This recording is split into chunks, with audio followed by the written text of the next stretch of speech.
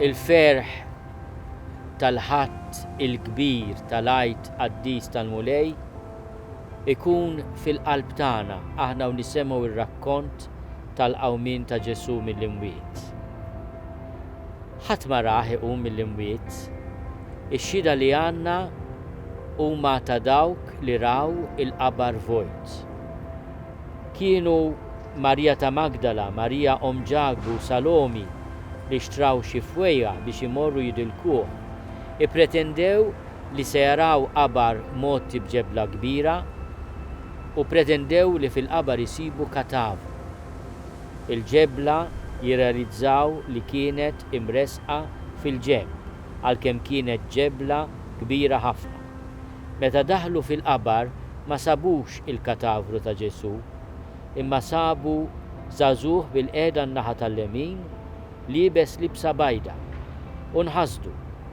Imma hu qalilhom, xejn la tinħasdu, qegħdin tfittxu lil Ġesu ta' Nażaret li kien imsallab, qam mill-mewt, mhuwiex hawn. Morru għajdu lid-dixxipli tiegħu, lil Pietru li jsejjer fil-Galilija qabilkom, tarawh hemmhekk kif kien għalilkom.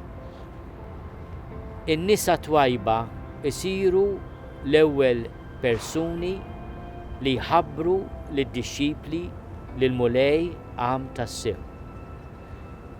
Ħallum il-ħsieb tagħna jmur lejn il-qabar qaddis li għadu magħna sal-lum f'Ġerusalemm, is-Santu Sepulkru. Għalina dak il-qabar m'għandux l-intiena tal-korruzzjoni u tat-taħsir imma l-fwieħa tal-qawmien. Għalina huwa qabar vojt. Ġesu mhuwiex katavru li spiċċa imma huwa ħaj, il-mulej qam tas-sew. L-aħbar li l-anġlu liebes l-abjad, il-kulur tad-dawl jagħti lin-nisa twajba hija aħbar li tinferex fil-qlub tagħna lkoll. Il-mulej qam rebbieħ, ejjew nifirħu u nitennew.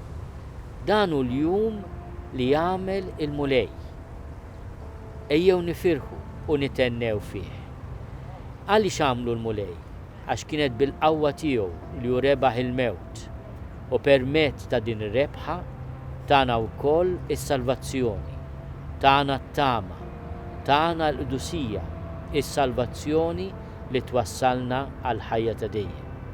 L-għajt it-tajjeb lil kulħadd u mill-qalb.